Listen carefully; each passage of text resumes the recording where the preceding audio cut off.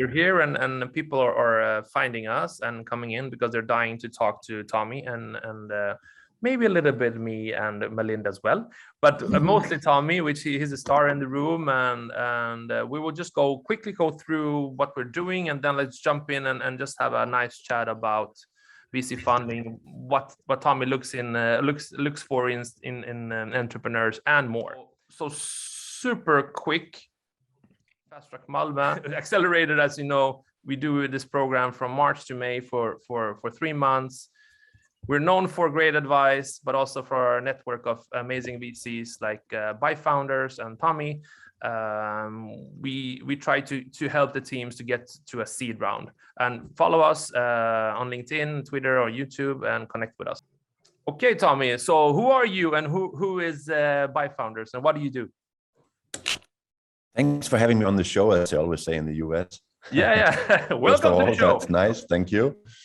So who am I? My name is Tommy Andersen. I'm one of the founding partners of a Nordic Baltic fund called byFounders. We are situated in Copenhagen, where I sit. And we used to have a representation in San Francisco as well, when Eric, my partner in the fund, Eric Lachey, used to live there for like 8 years. But him and his wife got tired of Trump at one point, and after 8 years left the US and came back to Copenhagen. So he is now situated with me here in Copenhagen, and we do have a presence in the US, but it's not, manned in any big way anymore. We're a team of 10, mostly based in Copenhagen, 50-50% gender split. Furthermore, we are now Swedish dominated as a fund. We are 4 Swedes, we're 3 Danes, we're a Norwegian, a Finn, and a Frenchman. So we're quite diverse in terms of geography as well. And that, of course, has to do with that we invest in the Nordics and Baltics. And we want to have a presence, also in terms of the people that we recruit that have access to deal flow and to the portfolio companies that we operate with in these countries. We can invest outside the Nordics and Baltics as well, as long as we have a founder group or a founder that is from this area. So we actually, in the first one, we had that started in 2017 and was 100 million euro seed fund. We have 35 investments, of which 7 or 8 are from the US, but again with Nordic founders, and we have 4 in Germany as well. And the rest is spread out over Denmark, Sweden, Finland, Iceland, Estonia.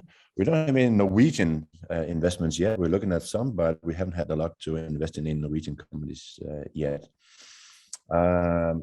Again, we're currently in the second fund that we started investing from here in July. And again, the first fund holds roughly 35 companies.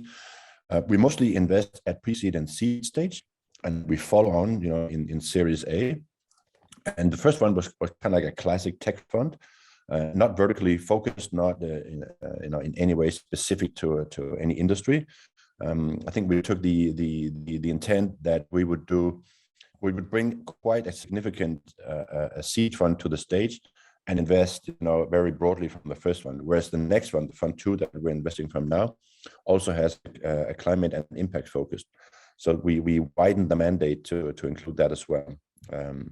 We're 2 partners currently, but the third, Sarah Rai from Sweden, is coming on board here in January.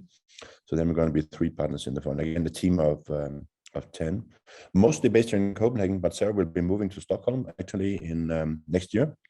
She's getting married in May in the 3rd attempt, same guy, after COVID. And for that, she will be moving back to Sweden. And also Sebastian, who's from Helsingborg. Sebastian Johansson, also a Swede, he's living out of London now.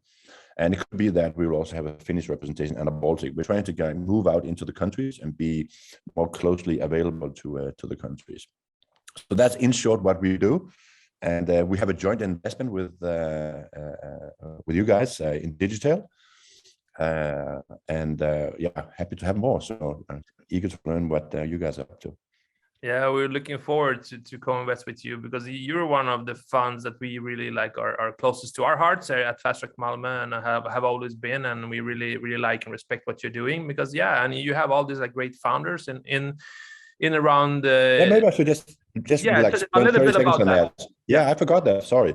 So around the team, we have what you call the byFounders Collective, which is actually 75 accomplished entrepreneurs. Again, spread out over the territory. So it's basically people that have done it on their own, either successfully or failed. Both experiences count, and they're equally valuable actually. So they're spread out over the Nordics and Baltics, and quite a few in the US as well. The intent is that they provide us deal flow and access to angel networks. Most of them are angel investors themselves. They provide operational guidance. They open their personal and professional networks, and in the end, they're going to help us with exits as well. So it's kind of like a large support group around the fund, and that maintains a view also in terms of what's going on in the different countries, and how can we do better as a fund. And the collective is still growing. I think it's going to reach maybe 100 people over the next 3 or 4 years, and maybe we'll stop at that. We also have to be able to curate it and work with it in daily life.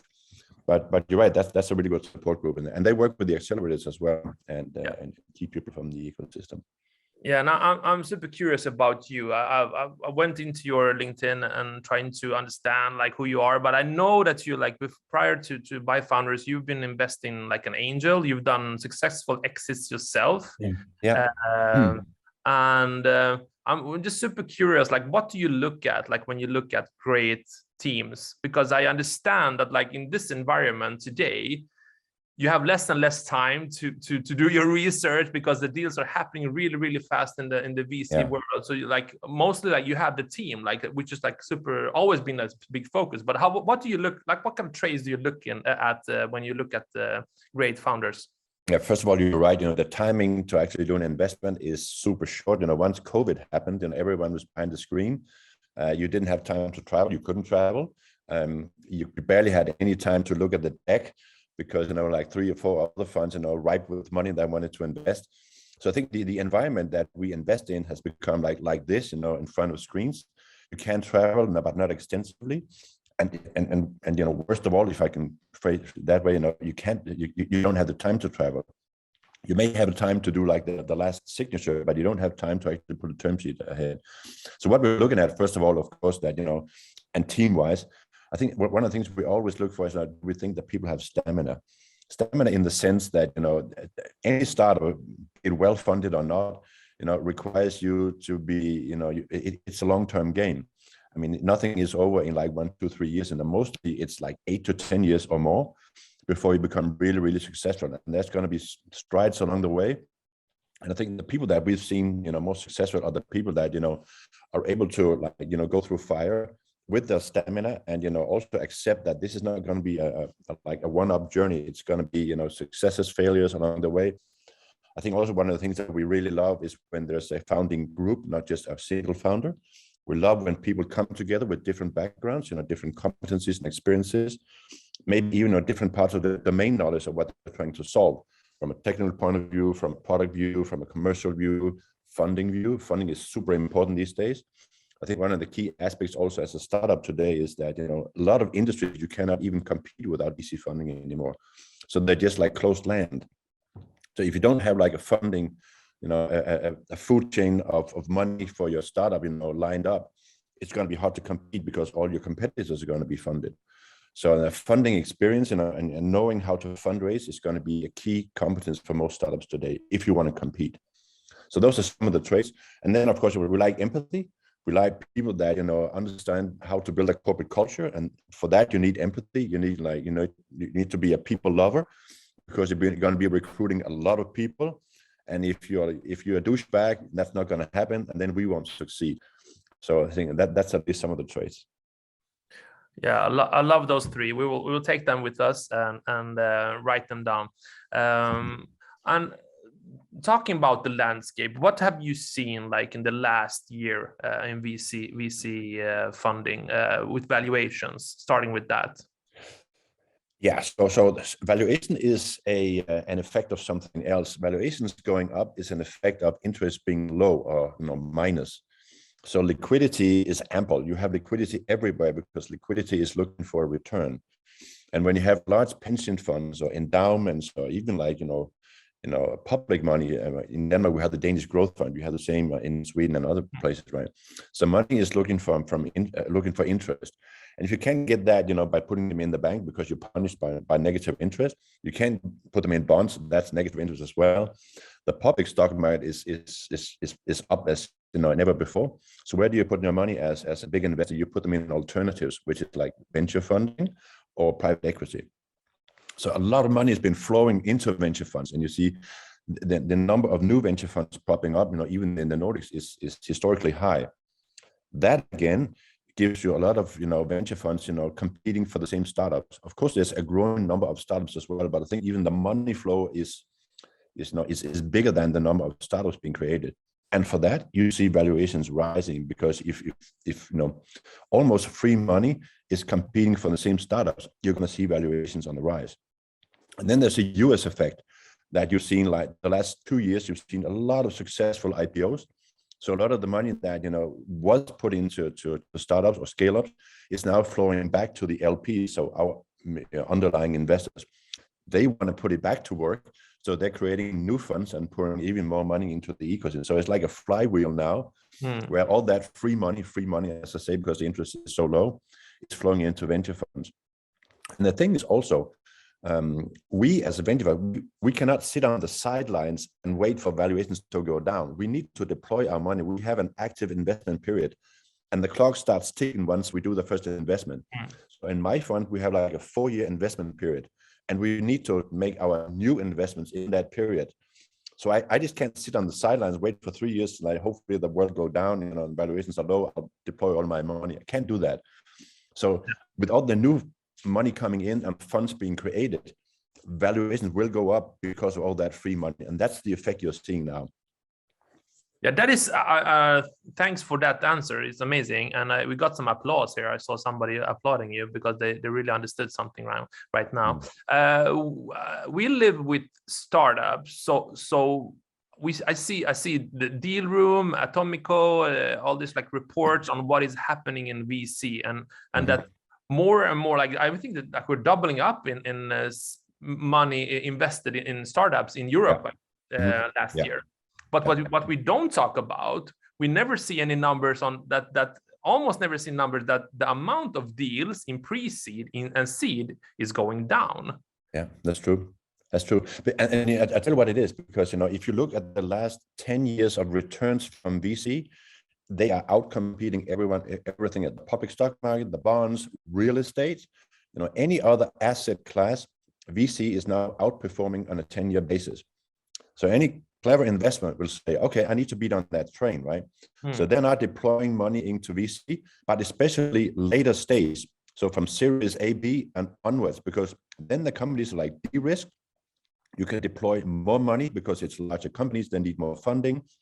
And you basically know that these companies, they don't go broke. I mean, seed companies go broke all the time, pre-seed even more, even Series A to some extent, right? From Series B and onwards, so the growth rounds where you deploy a lot of money, companies, you typically know where they're going. And if you pour more money on the engine, it just runs better.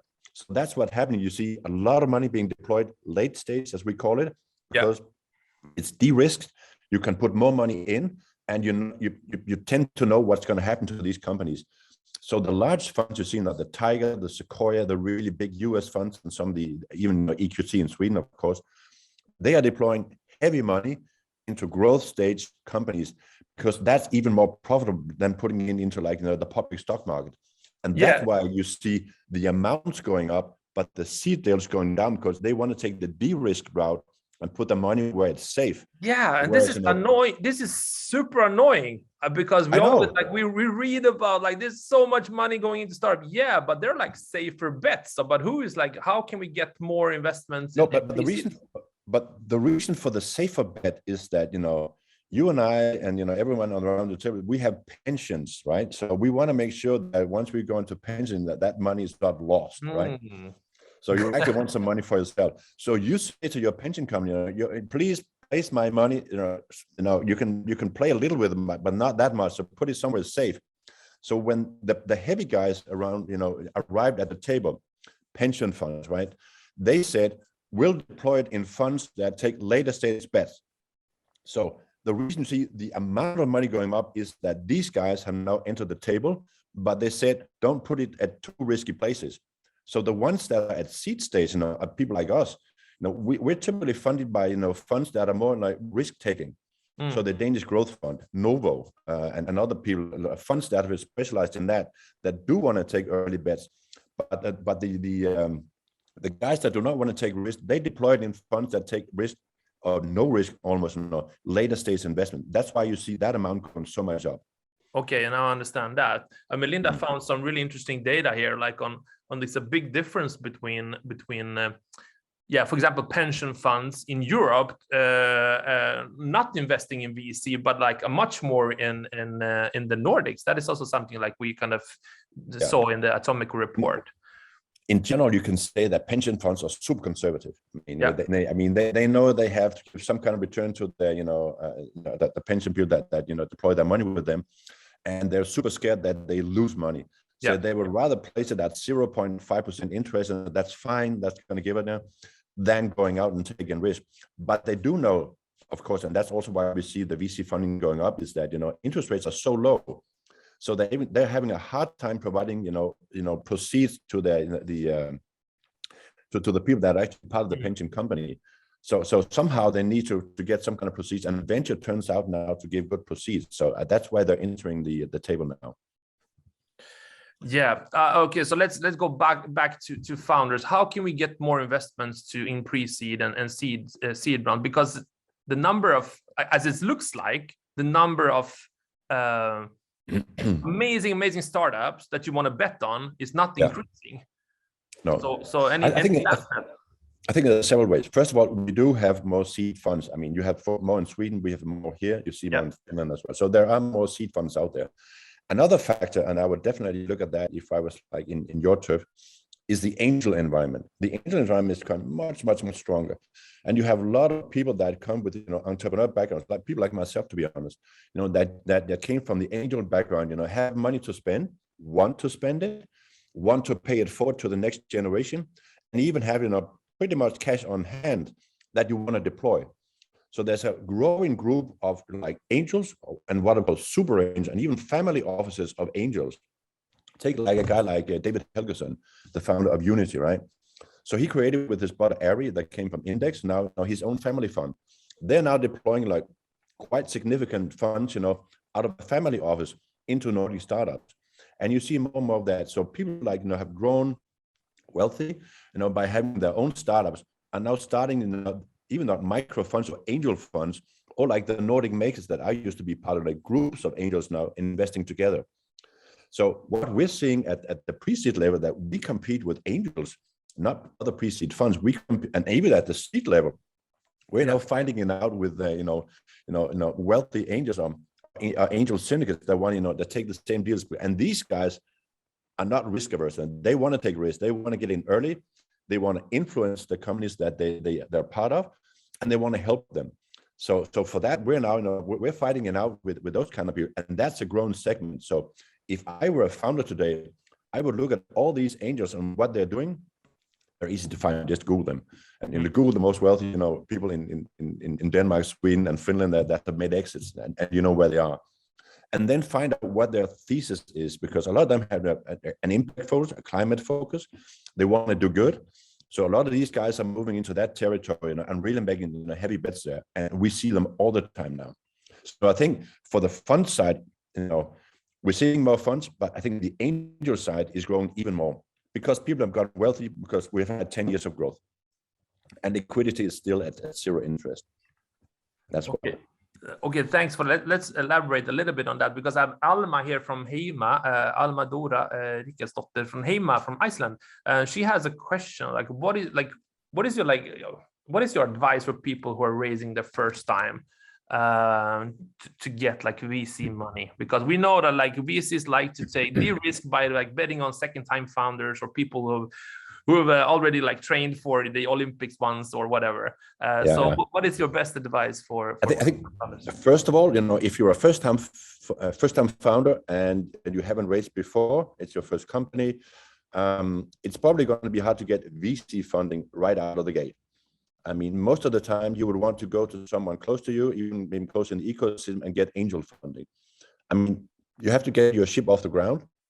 You probably don't need that much money when you're starting off. So I would try to connect with the angel network in your area. And being in Iceland, there's lots of people. Even David is at Iceland now. So he's back. He's just bought I think the biggest villa in Reykjavik. So you can just go to his family fund and say, knock, knock, knock. But otherwise, there's some good angels. Otherwise, I would do like, as we're talking here, go to an accelerator, go to an incubator, be part of that. They have a huge network typically of investors also, maybe angels. And they typically provide like an environment to be in, and then maybe the starting money to get you off the ground.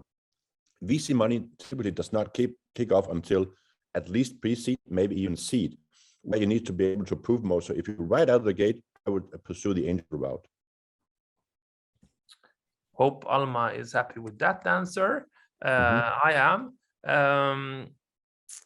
Okay, we have a question here from Johan Crawford Larsen from Shinner.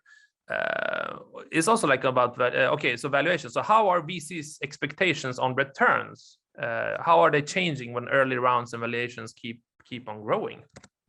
I think things move in parallel. So in valuations, so we make what you call valuation upticks every time a round is made. So if we make an investment at the seed state, we will typically see like a 3 to 4 times, uplift in valuation for the A round and onwards. That's typically what you see. And in this environment where you're seeing rising valuation, it doesn't make the returns perspective worse, because there's an IPO.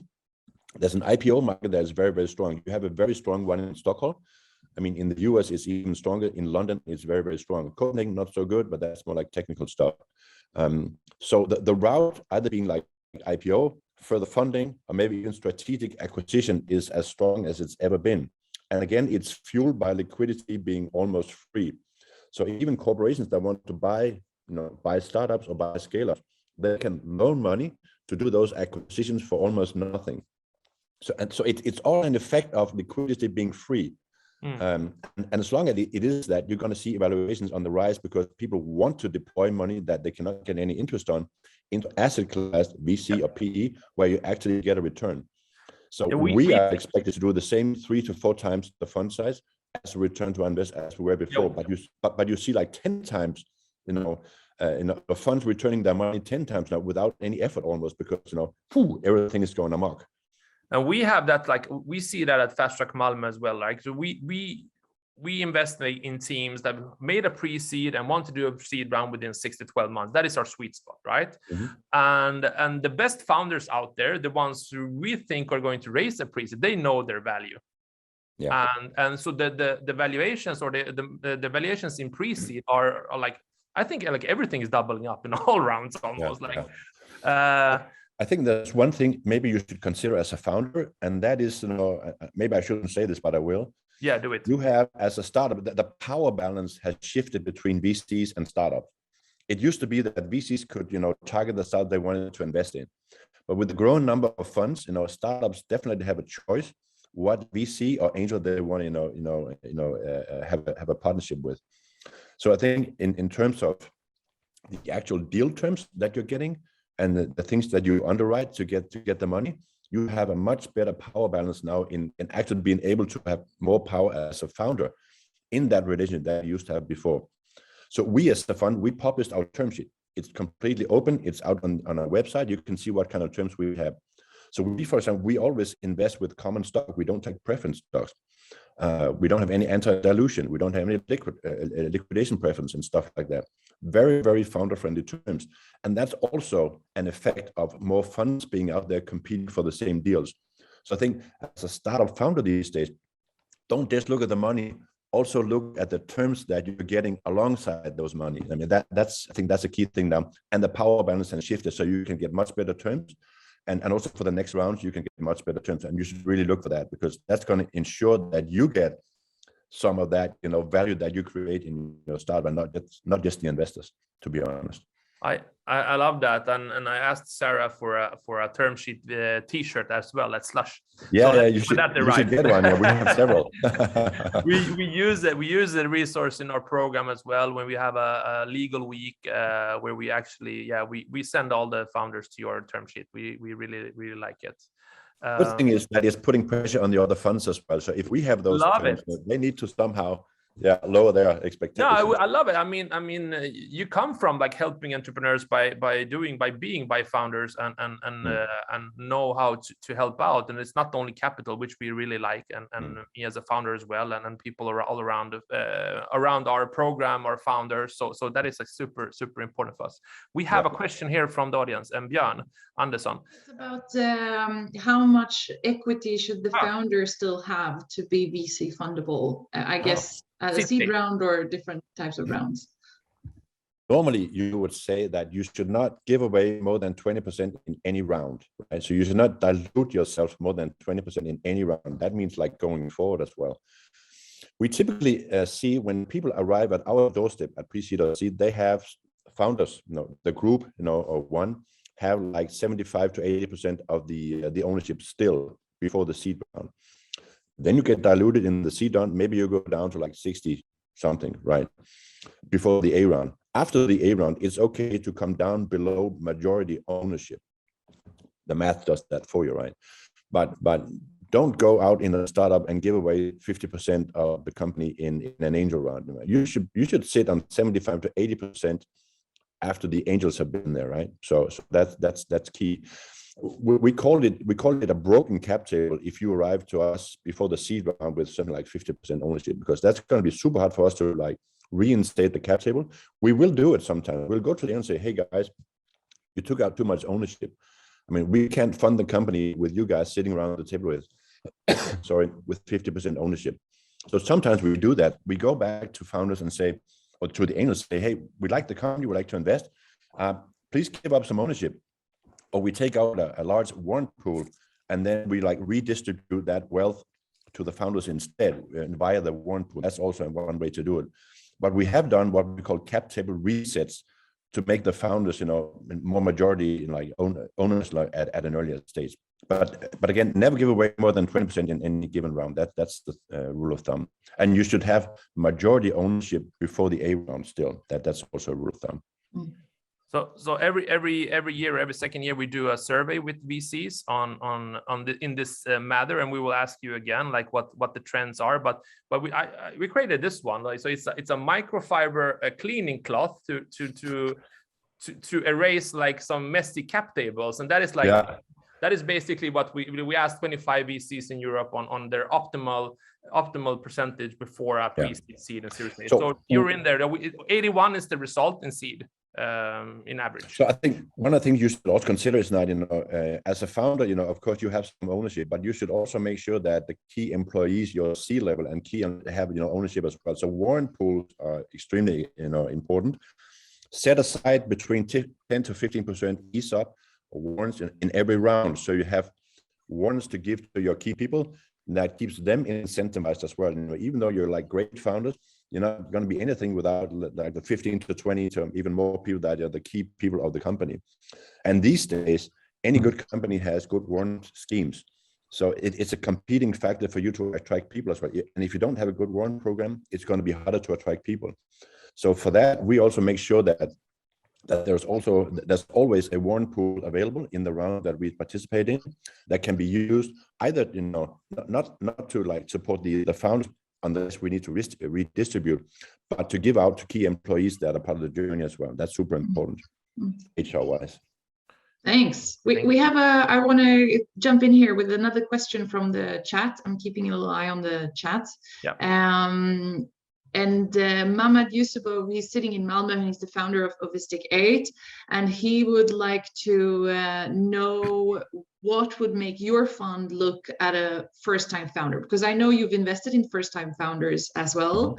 And what is it that make them stand out when they don't have like maybe the same type of background to talk about as second-time founders? So the good thing about serial founders is that they have a track record, and you can always look at that track record, be it good or bad. I think one of the things that we do in general, we take a lot of references on people. So if we go to invest in your company, we would ask you, so who are your friends, you know, who you've been working with before? What have you done before? Is there any way that we can, you know, look for a track? It doesn't have to be another startup, you know. And then again, I think we're going to look at the same traits that we do in any founders. You know, do you have the stamina? Do you know your domain? You know, do you have a team that is complementing each other? We have nothing against first-time founders. You know, everyone has to start somewhere, and you know, but we just need some kind of signal as to who you are and that you're not a douchebag. We want to work with good people, you know, and I think you know, as a VC, and you've seen a lot of companies, you know what the signals should be when we meet you the first time and talk to you. So it's not that difficult, and first-time founders are equally good as, you know, second or third-time founders. You know, you may not have the experience of the journey yet, but we can help you with that. So that's not a problem. Thank you. I have another question from where people. This is a very specific question. I don't know if this is. Manageable. Is it Anastasia from Beat? So what is valued more over the other factors at first for a B2C play app? If you only had to pick one metric to make your decision, what would you look at? So one, user weekly or daily engagement, 2, monthly user growth, or 3, revenue. It'll be the first, because the other two are factors for the first. So if you, I mean, we need to see people interact with what you're doing, a service, an app, you know, whatever, what kind of, you know, offering you have. Now, we want to see early users engage with what you're doing. That shows us, you know, are you doing the right thing? Do you have like a product market fit, and that is approaching? Because the other factors, you know, the MRR and the revenues, they're going to be factors of actually people using your product. So it'll definitely be the first one. We will need to see cohorts in the sense that, you know, okay, people start using it. How long do they stay with your service? Do they drop off? Is there a churn? You know, if you're monetizing, you know, how many people are converting from a free to a paid service? But all those are like, you know, effects of people actually, you know, you attracting users or customers, making them use your service or product, and them staying on board with the service, you know, for you to generate, you know, a subscription or a revenue base, right? So definitely the first one. Retention is a serial killer for startups. I mean, and finding product market fit is what everybody is trying to do. And I know that is hard. Yeah. That is hard, and I agree with you. Like, so thank you for that answer. So make sure that people love to use your B2C app. More questions. Would you consider investing in a single founder that plans to complement the team down the road?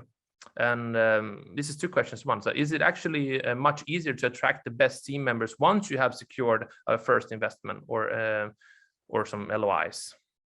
It's a chicken and the egg problem, right? Yeah, I know. Yeah, and that's, you know, I think, you know, we like teams that are more than one, because, you know, if there's only one, I mean, it could be a superstar, of course it could be, and we would definitely look for that as well. But, you know, superstars, you know, can also get, you know, hit by a car or fall off the bike or something, right? So there's definitely inherently more risk in a one founder company.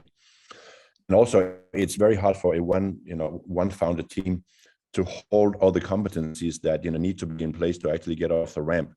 And getting off the ramp, like, you know, for the first like year or so is super important. So we always encourage, and we meet one founder teams where we say to them, we like what you're doing, we like you, please find a co-founder and come back. And I think mostly we like that people gather some kind of team, at least 2, so they can share the success, the failure, the work, you know, all what they're going to be going through with someone else. Now, it's super hard to start a company, and doing it on your own is like twice as hard.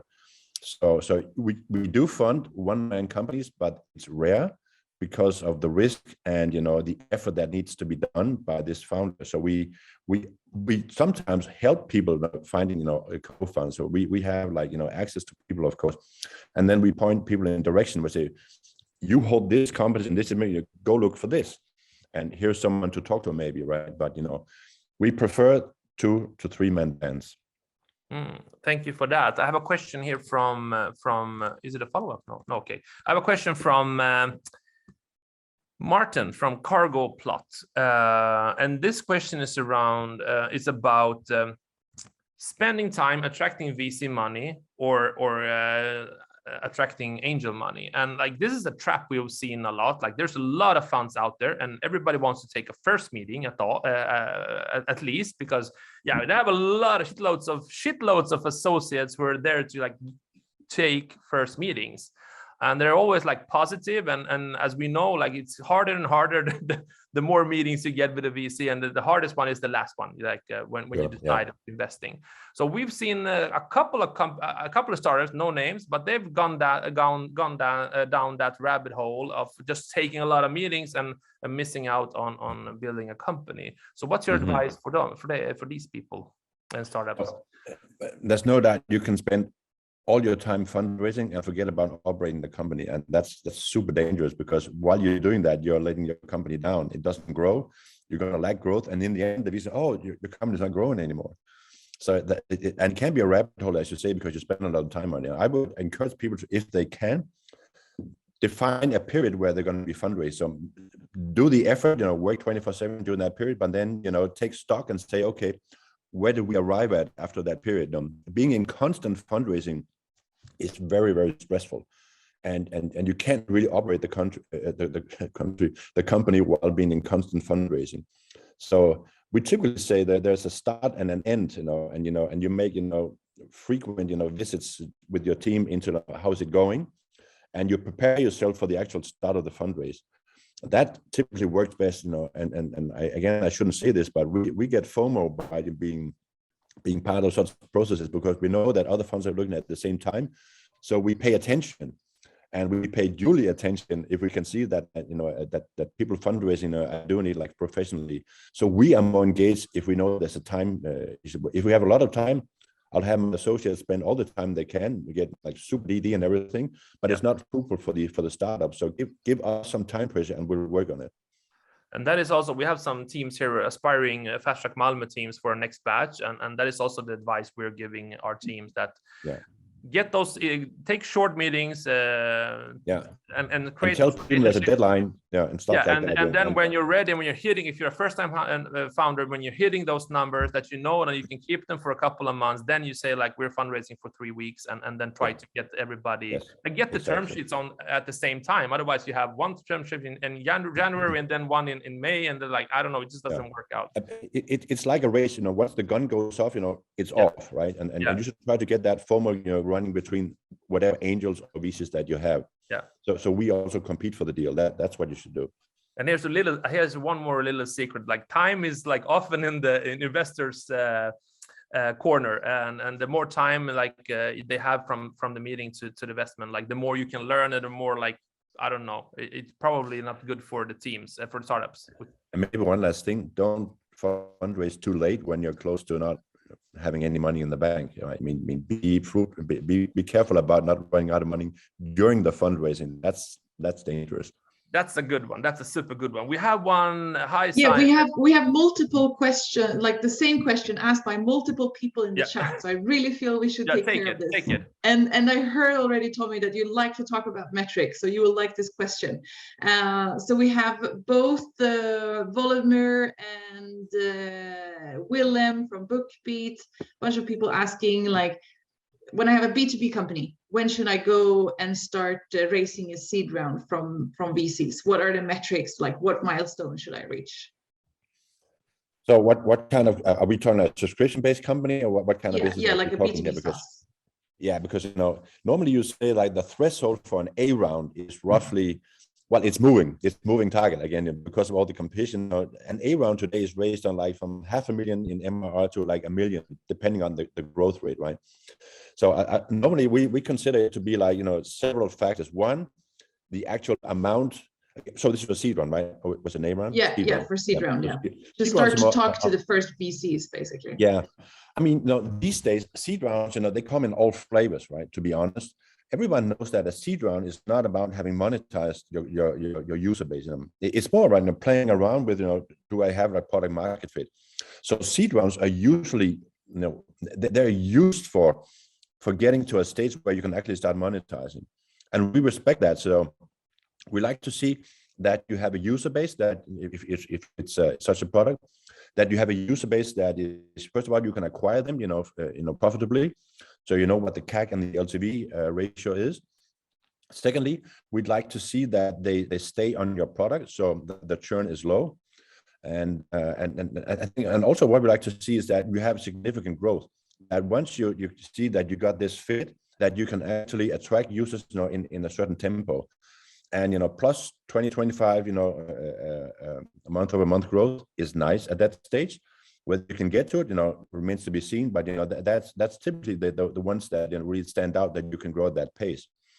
So again, seed rounds, but again, they come in all flavors, because we also respect that at that stage you're doing a lot of experiments, and we respect that we cannot just say you need to need these and these numbers, because seed rounds are about making sure that you get to a point where you can start monetizing. And most seed companies don't monetize, so they will play around, they will do a lot of stuff. As long as we can see that the stuff that you're doing, that the pivots that you may be doing still makes sense in terms of getting closer to what is the actual solution to the problem that you're solving, we will fund that. So it's difficult to give a really, really clear answer to what metrics do. Normally seed rounds are not metrics based, to be honest. They're more like, do I feel that this company is onto something versus the problem that they're solving, and can I see that they at one point can monetize the solution that they're offering to the product? So it's not that metrics based, to be honest. The seeds A rounds are metric based, definitely. Thanks. Great answer. And like we hear here now, like from pre-seed to seed, like it's more about the team and that the market is there, right? Yeah. And then it translates into more like when you have more traction, you're showing stuff, and then it's like growth rate and actually like you proven product market fit, that you're growing, that you have like some metrics here in Series A that. Yeah. And also that once you start focusing on what is the fit, that you can see that users acknowledge that, and they keep, and your user base keeps growing, or even faster, because that's when you have the MVP, right? You can see, wow, we hit it. And now people are coming in flocks to join us, right? That's when you see it, and that's when you start considering, how do I monetize all these users also at some point. Yeah, it's super hard, and I mean we have 500 applications for Fast Track Malmö, and we select top 20, and from there we select top 10, the 10 we invest in. And usually in the top 20, there are a lot of like couple of teams who go on and raise a seed round that we miss out on, because it's so hard to say who is going to make it that early. We have a question from Simon as well. Can we take that, Melinda? Yeah, if Tommy has time to stay a few more minutes. Sure. We have. Are we done? Yeah, it's 52. But Tommy, do you have time a few more minutes? Sure. Let's do that. Last no question. Problem. Your fellow Dane, Simon here, Cederholm Line. So thanks for your awesome insights. As a community-powered VC, what is your secret sauce, and how do byFounders stand out compared to other VC funds in the Nordics? I think the word said is our community-powered VC. I think that the collective that we've gathered is probably our secret sauce, because it first of all brings deal. So we're an early stage fund, so the signal from the actual startup is very, very weak at the time. So we need someone that can look very early at companies. And the byFounders collective are mostly also angel investors as well. So they look for early signals in early startups. So I think for the deal flow, which is any fund, Achilles heel, getting good deal flow, that collective is super strong. And then on top of that, once we invest, the same people go in and they help these companies, because they've done it their own, they've tried their own journeys, again, good or bad, success or failure, but they at least know, when to turn right, not left, and when key decisions need to be made. So I think that again, having this group of people around the fund as a support system is what hopefully will make us successful.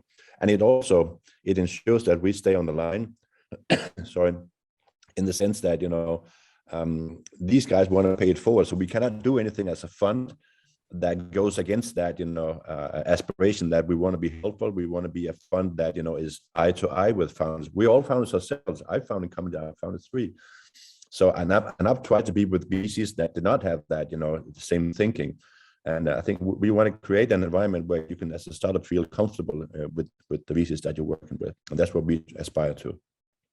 So hopefully that's going to be the key sauce. I love that. I love that. And I don't know, there's a lot of founders in here, and like we know when you meet another founder, you can jump into to nice discussions really quickly, and you feel that with investors as well. So I think it's really important that you have a lot of founder investors out there. Okay, this is it. This is the last question. I'm super happy that you took the time and skipped lunch today. Amazing insights. So super thankful that you could make it, and thanks everybody who came and joined today, and see you soon again. Likewise, thanks for having me. Thanks, Tommy. Great seeing you again. Cheers. Bye bye.